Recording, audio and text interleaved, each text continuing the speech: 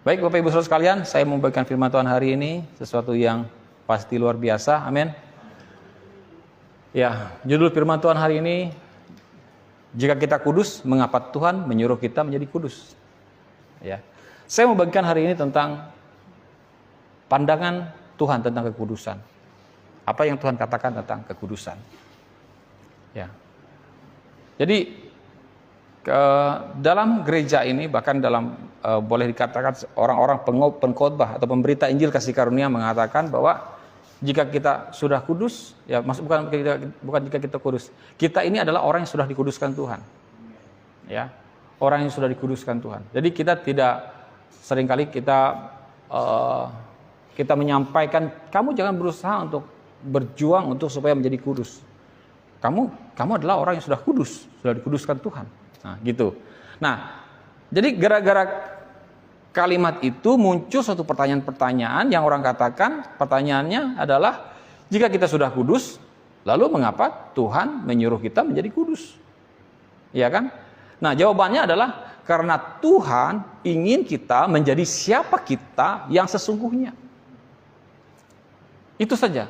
Tuhan tuh menginginkan kita supaya kita tahu, supaya kita menyadari siapa kita yang sesungguhnya. Jadi itu. Jadi apa yang dia kerjakan ketika dia menguduskan kita itu sudah jadi kudus. Cuma masalahnya adalah kita itu tidak puas. Rasanya itu tidak puas kalau tidak ada usaha upaya kita untuk menjadi kudus itu. Kita itu kayaknya senang gitu, bangga rasanya kalau ada upaya kita harus mencampurkan upaya kita, usaha kita di dalam kekudusan itu, supaya rasanya kayak ada semacam suatu penghargaan dalam diri kita sendiri, oleh diri kita sendiri, ya, penghargaan dari diri kita sendiri kepada diri kita sendiri.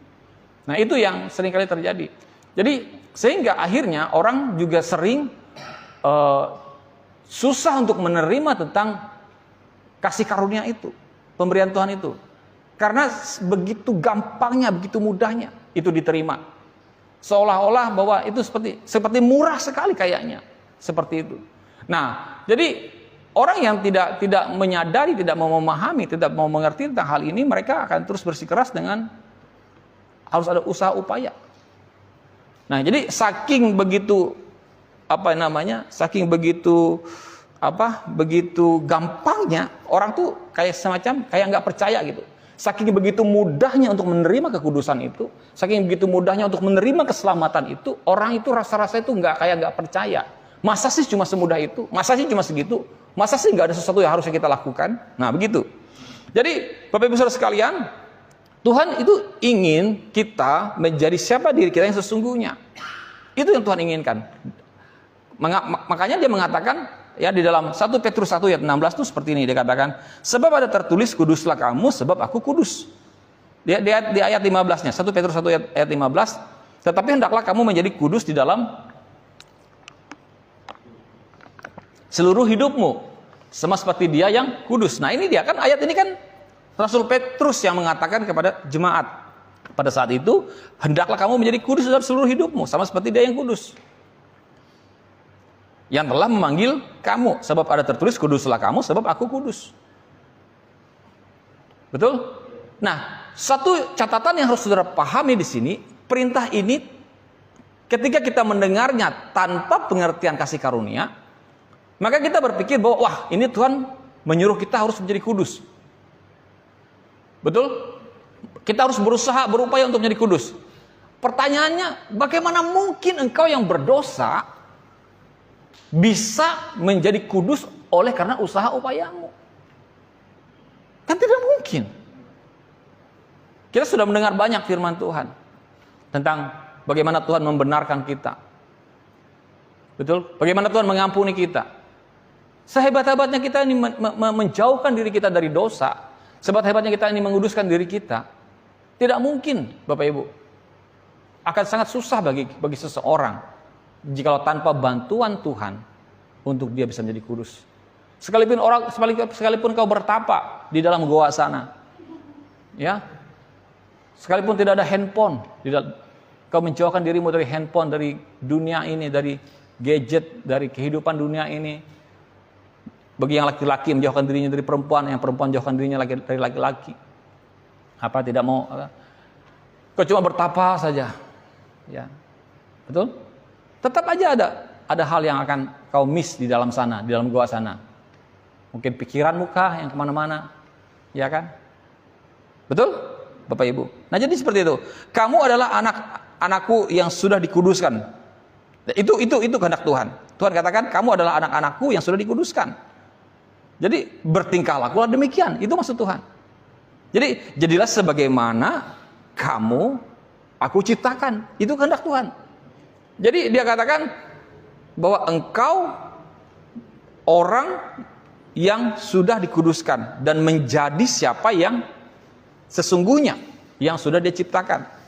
Dan Tuhan mengatakan, saudara dan saya, engkau adalah anak-anakku yang sudah kukuduskan. Bertingkah lakulah demikian. Ya jadilah sebagaimana engkau kuciptakan. Nah itu maksud Tuhan. Jadi kekudusan Bapak Ibu, kekudusan bukanlah suatu keadaan yang harus kita kejar. Katakan amin. Ya hari ini saya mau ajak saudara untuk memahami. Kekudusan bukanlah sesuatu keadaan yang harus kita kejar. Kekudusan adalah sesuatu yang kita jalani karena siapa kita yang sesungguhnya. Jadi kekudusan itu bukan sesuatu yang kita kejar, tetapi kekudusan itu adalah sesuatu yang ada dalam dirimu yang engkau harus jalani. Amin. Sesuatu yang ada dalam diri kita yang kita jalani. Bukan sesuatu yang kita harus usahakan, bukan sesuatu yang harus kita upayakan, bukan sesuatu yang harus kita kejar, tetapi sesuatu yang harus kita jalani karena kita sudah kudus, karena demikianlah adanya diri kita. Karena begitulah sesungguhnya diri kita.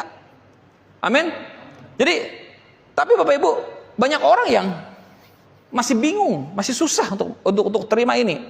Karena apa? Karena banyak ayat-ayat dalam Alkitab yang menyuruh kita untuk menjadi kudus. Nah, jadi bagaimana mensinkronkan ayat-ayat tersebut dengan ayat-ayat yang mengatakan kita ya sudah kudus. Ya. Jadi menyinkronkannya bagaimana kita mensinkronkan ayat-ayat yang menyuruh kita menjadi kudus, sedangkan di satu sisi, satu bagian bahwa firman Tuhan yang diberitakan juga bahwa kita itu sudah kudus. Nah, jadi jawaban yang terbaiknya kita bisa melihat dari suatu pengandaian ya, perumpamaan. Jadi kita membandingkan keadaan manusia dengan pohon. Saudara tahu pohon ulin? Ya, pohon ulin, tabalien bahasa kita ya. Nah, jadi apakah orang Kristen benar-benar sudah kudus atau apakah kita berusaha untuk menjadi orang kudus? Ya, pertanyaannya. Apakah orang Kristen benar-benar sudah kudus atau apakah kita berusaha untuk menjadi orang kudus? Nah, perumpamaannya itu kita umpamakan dengan saat pohon ulin muda tumbuh. Kita tanam pohon ulin, ya begitu lama prosesnya kan, ya itu prosesnya. Tapi kita memahami, pokoknya kita tanam dan dia bertumbuh. Saat pohon ulin itu bertumbuh, ya, ketika dia bertumbuh kecil, ketika dia bertumbuh semakin besar, ya, dia tidak akan menjadi semakin pohon ulin, ya kan? Betul kan? Dia tidak menjadi semakin pohon ulin. Karena apa? Karena dia sudah pohon ulin. Saat dia jadi, waktu dia benih, waktu dia masih biji, buah pohon ulin itu adalah pohon ulin, buah pohon ulin. Dan ketika dia bertumbuh, oh, ada pohon ulin tumbuh. Ketika dia bertumbuh semakin besar, ada pohon ulin semakin besar. Ada pohon ulin. Tetapi ketika dia bertumbuh semakin besar itu, keadaan statusnya tidak semakin ulin gitu loh. Oh, ini ulin. Ketika dia bertumbuh agak tinggi, oh ini semakin ulin dia. Maksudnya seperti itu. Tidak sesuatu yang terjadi tidak semakin membuat dia bertambah menjadi keadaan pohon itu sendiri. Tidak. Jadi pohon muda ulin itu tidak berubah menjadi sesuatu yang lain, tetapi menjadi sesuatu yang memang dirinya sendiri.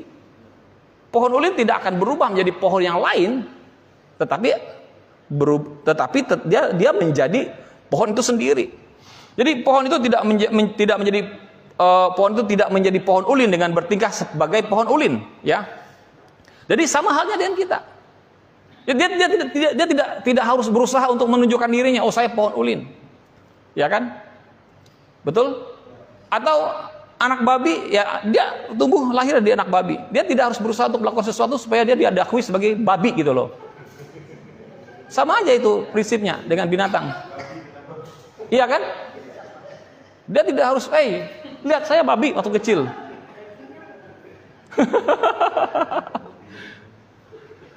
Ya, dia tidak harus membuktikan dirinya untuk bahwa dia adalah babi. Betul? Kecuali ya kalau dia didandanin pakai baju apa gitu kan, pakai topeng, ya. Betul tidak? Ya, jadi dia tidak harus berusaha untuk membuktikan dirinya. Jadi sama halnya dengan kita. Kita tidak menjadi kudus dengan berperilaku kudus. Oke?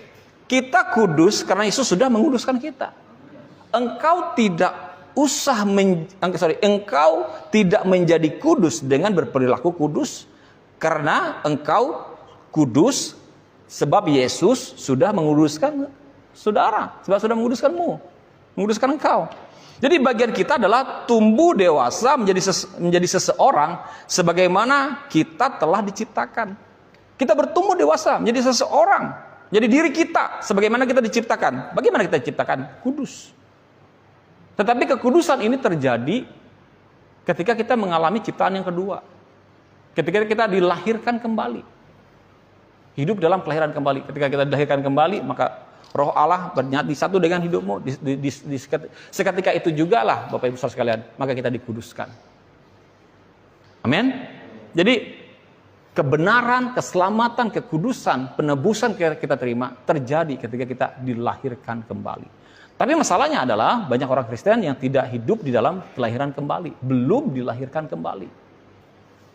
Tetapi masalah yang kedua berikutnya adalah karena kekurangan pengajaran, kekurangan pengertian, turun-temurun pengajaran yang salah, Bapak Ibu Saudara sekalian, yang membuat orang Kristen yang sudah dilahirkan kembali pun berusaha untuk menjadi kudus tanpa pengertian, ya. Kekurangan pengertian bahwa mereka sudah dikuduskan melalui proses kelahiran kembali yang mereka terima di dalam Yesus Kristus. Amin.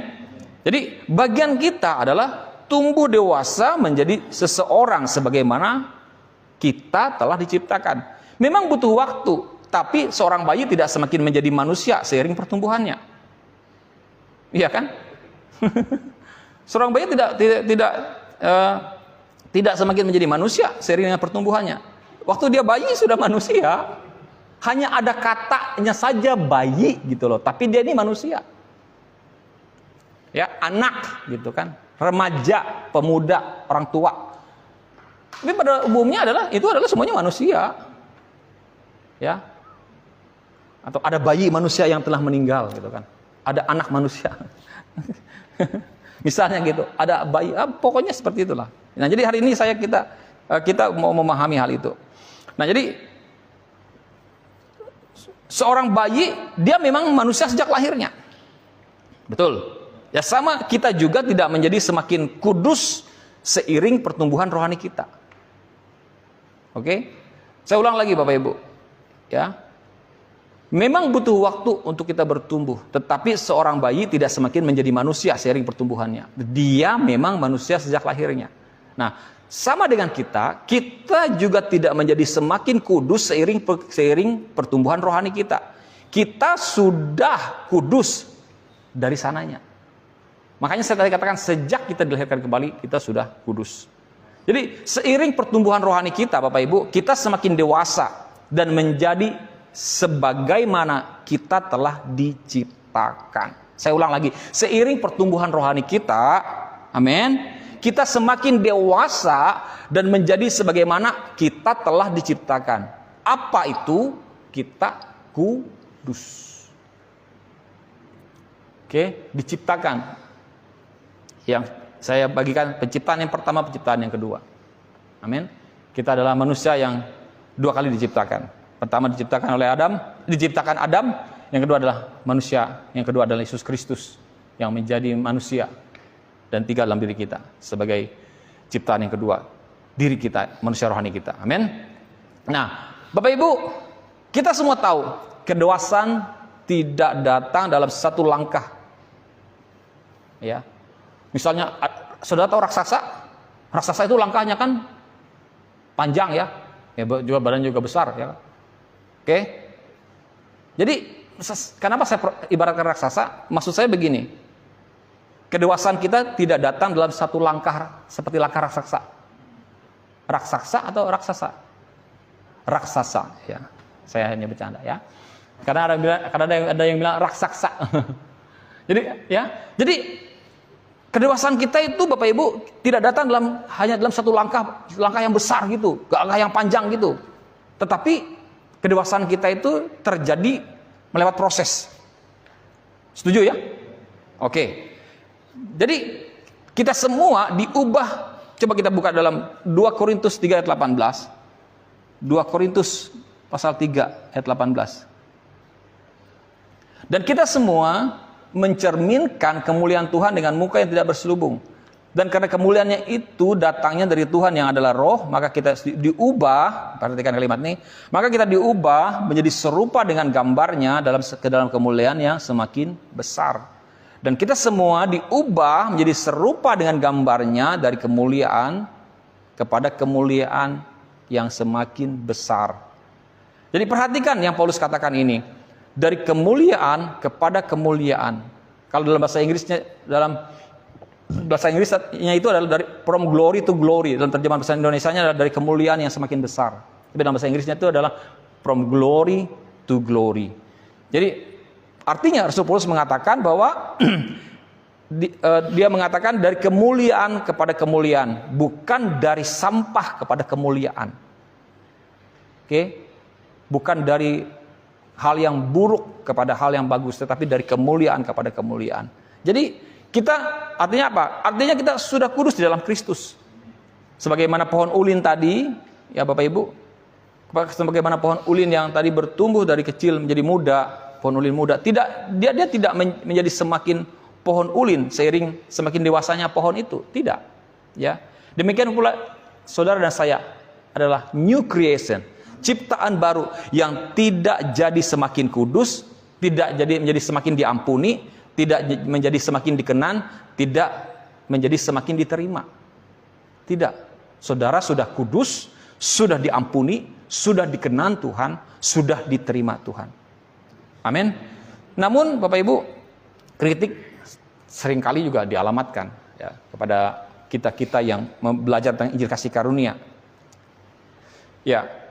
Kritiknya gini, kalau saya memberitakan ini nih seolah-olah itu pemberita Injil kasih karunia itu semacam kayak menentang kehidupan yang kudus. Sama sekali tidak. Sebetulnya tidak. Ya kan seperti ini, wah, gak usah kamu kan sudah kudus. Seolah-olah menentang upaya usaha manusia untuk menjadi kudus. Bukan seperti itu. Ya, bukan seperti itu Bapak Ibu. Jadi maksudnya apa yang disampaikan dalam berita Injil kasih karunia untuk menyadari kita sebagai kudus ini, menyadari diri kita sebagai kudus, menyadari diri kita sebagai orang yang sudah dikuduskan, maksud saya tujuannya adalah supaya kita tahu status kita, identitas kita. Dan ketika kita sudah mengetahui identitas statusmu sebagai orang yang sudah kudus, sudah dibenarkan, maka engkau bertingkah, berperilaku, bertindak tidak menyalahi identitas dan statusmu. Oke, maka saya katakan, ya kalau kau tahu bahwa kau sudah kudus dibenarkan Tuhan, masa kan kau berbuat dosa? Jadi untuk kita untuk kita tidak melakukan dosa didasari oleh karena kita sudah menyadari bahwa kita kudus, bukan kita tidak melakukan dosa supaya menjadi kudus. Paham maksud saya? Kita tidak berbuat dosa karena kita menyadari bahwa diri kita sudah kudus. Oke? Bukan kita tidak berbuat dosa supaya menjadi kudus, tetapi kita tidak berbuat dosa karena kita menyadari kita sudah kudus. Oke? Tapi karena orang yang tidak menyadari itu, mereka berpikir mereka tidak berbuat dosa supaya mereka menjadi kudus. Nah, ini satu hal yang sangat bertolak belakang. Amin. Amin Bapak Ibu. Jadi banyak orang yang mengatakan seperti itu, bahwa seolah-olah kita yang berkatakan terima kasih karunia menentang kehidupan yang kudus, sama sekali tidak. Jadi yang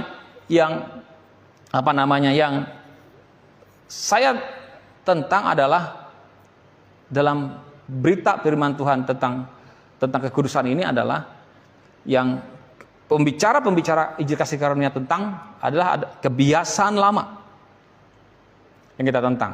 Kita tidak menentang untuk orang hidup kudus, tapi kita menentang kebiasaan lama yang mencoba membuat diri kita menjadi kudus dengan berperilaku kudus. Itu yang kita tentang, itu yang maksudnya itu yang kita konfrontasi. Kita tidak mengkonfrontasi, tidak menentang orang-orang supaya nggak apa-apa, nggak perlu hidup kudus, bukan seperti itu. Kita justru menyadarkan orang supaya orang itu keluar dari kebiasaan lama mereka yang mencoba membuat diri mereka menjadi kudus karena berperilaku kudus. Ya, dan dengar baik-baik, saudara tidak akan mungkin bisa berperilaku kudus supaya menjadi kudus. Oke? Karena apa? Karena karena standarnya terlalu tinggi. Ya. Standarnya terlalu tinggi. Saya sering ya standar sepeda aja, sepeda motor aja, ya kan? Karena standarnya terlalu tinggi, Bapak Ibu. Betul? Ya terlalu tinggi. Yuk, saya sering kali katakan, bagaimana mungkin engkau bisa melakukan hukum Tuhan yang kudus, ya, dan dikerjakan oleh engkau manusia yang berdosa? Gak mungkin. Ya. Jadi berita baik hari ini, Bapak Ibu. Tuhan sudah jadikan engkau kudus. Amin. Dia mengambil pecahan-pecahan kehancuran dalam hidupmu. Betul? Dan dia membuat sesuatu yang baru dari pecahan-pecahan itu. Dia membentuk hidup kita. Dia mengambil pecahan-pecahan kehidupan Anda yang hancur, kehidupanmu yang hancur, yang pecah-pecah. Dan dia bentuk dengan caranya, dengan kuasanya. Dia membuat saudara dan saya menjadi manusia yang baru. Manusia yang indah, beautiful, manusia yang menyenangkan, manusia yang berbau harum, betul? Yang serupa dengan gambaran Kristus. Itu luar biasanya, amin. Sekarang setelah kita memahami mengapa Alkitab menyuruh kita kudus, Bapak Ibu, kita akan lihat beberapa ayat-ayat ya dalam perjanjian baru mengenai kekudusan. Coba kita lihat dalam Roma 17a. Roma pasal 1 maksud saya. Ayat 7a.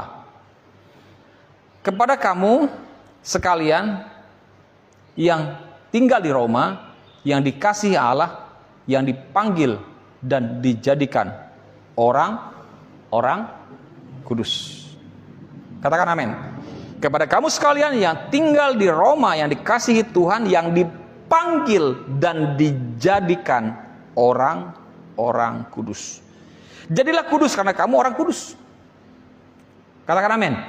Jadilah kudus karena kamu orang kudus, sebagaimana ya sering Paulus tuliskan dalam ayat-ayat di dalam surat-suratnya Paulus maksud saya. Roma 6 ayat 19. Kita buka ayat-ayatnya. Roma 6 ayat 19. Aku mengatakan hal ini ya secara manusia karena kelemahan kamu, sebab sama seperti kamu telah menyerahkan anggota-anggota tubuh menjadi hamba kecemaran dan kedurhakaan yang membawa kamu kepada kedurhakaan, demikian hal kamu sekarang sudah menyerahkan anggota-anggota tubuhmu menjadi hamba kebenaran yang membawa kamu kepada pengudusan. Katakan amin. Perhatikan, kamu kini hidup kudus. Ya, sama seperti kamu telah menyerahkan anggota-anggota tubuhmu menjadi hamba kecemaran dan kedurhakaan saat kamu masih durhaka, dalam terjemahan yang lain. Saya bacakan dalam terjemahan yang lain. Saat kamu masih durhaka, maka kini hiduplah kudus, karena sekarang kamu kudus. Katakan amin. Amin. Nah, jadi kemudian kita buka dalam Roma 6 ayat 22.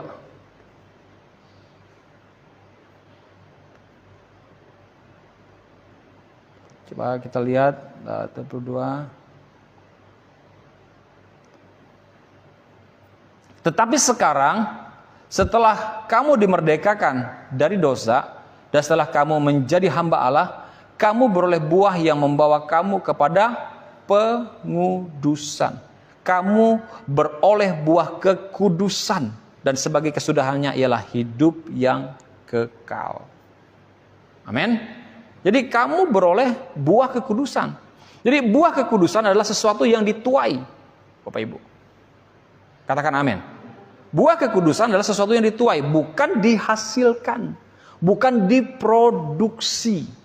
Seperti kehidupan kekal, kekudusan adalah pemberian, hadiah dari Tuhan, bukan upah. Katakan amin.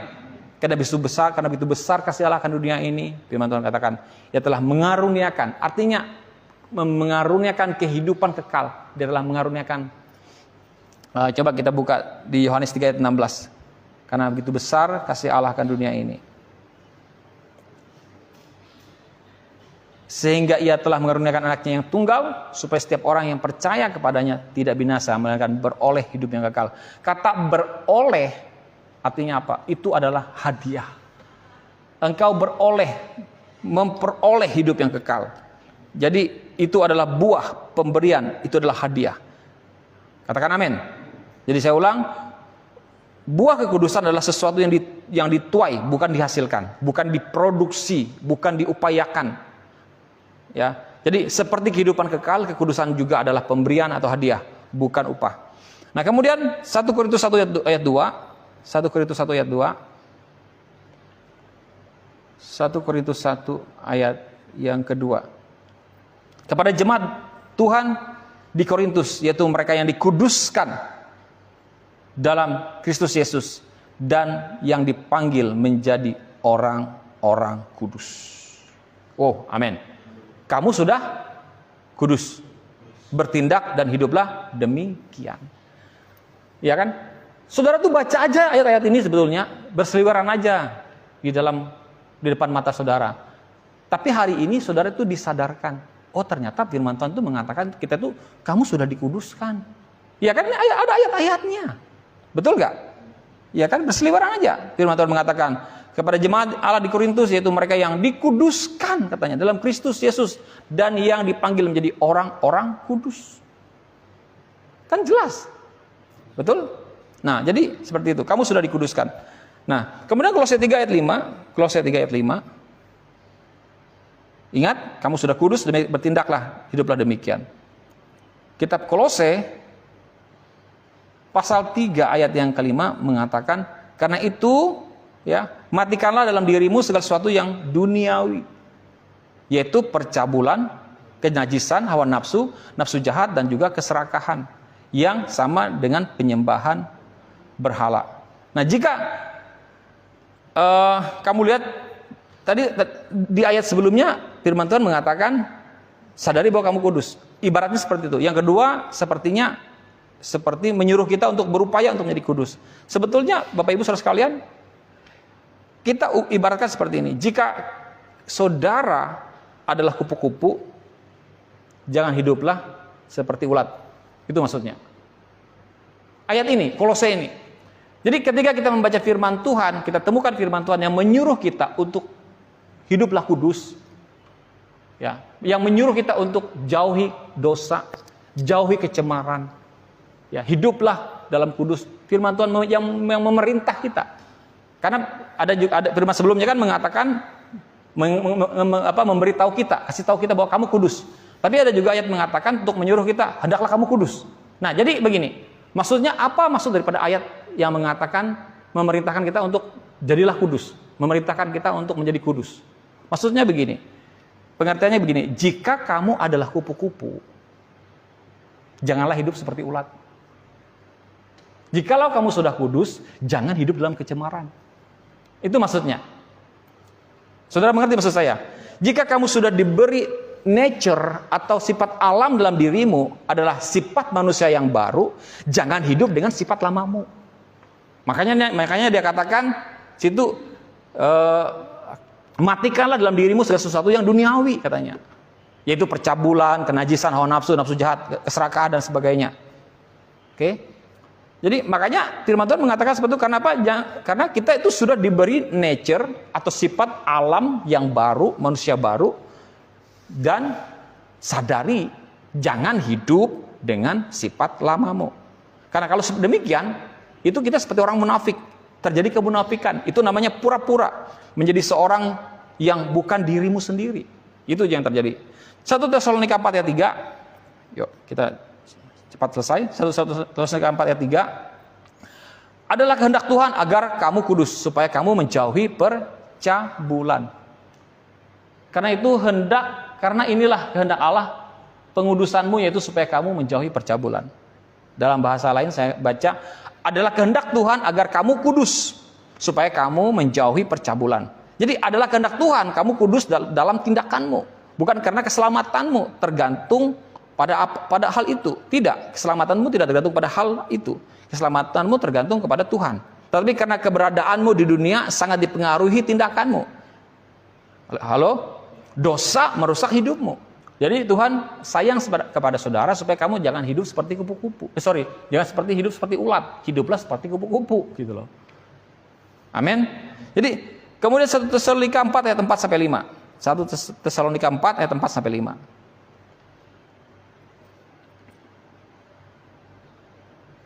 4 ayat 4 sampai 5. Supaya kamu masing-masing mengambil seorang perempuan jadi istrimu sendiri dan hidup di dalam pengudusan dan penghormatan, bukan di dalam keinginan hawa nafsu seperti yang dibuat oleh orang-orang yang tidak mengenal Allah. Perhatikan, supaya kamu masing-masing hidup di dalam kekudusan dan terhormat, bukan di dalam keinginan hawa nafsu seperti yang dilakukan oleh orang-orang yang tidak mengenal Tuhan. Jadi saudara dan saya, kita mengenal siapa Tuhan kita. Jadi jangan berperilaku seperti orang yang tidak mengenal Dia. Itu maksudnya. Engkau mengenali siapa Tuhanmu, bahwa Dia adalah Allah yang kudus. Oleh sebab itu jangan bertindak, jangan berperilaku seperti orang yang tidak mengenal Tuhan. Katakan amin. Jadi 1 Tesalonika 5 ayat yang ke-23. Ya. Sudah? Situ dikatakan, semoga Tuhan damai sejahtera menguduskan kamu seluruhnya, dan semoga roh, jiwa, dan tubuhmu terpelihara sempurna dengan tak bercacat pada kedatangan Yesus Kristus Tuhan kita. Jadi pengudusan adalah pekerjaan Tuhan, bukan pekerjaanmu.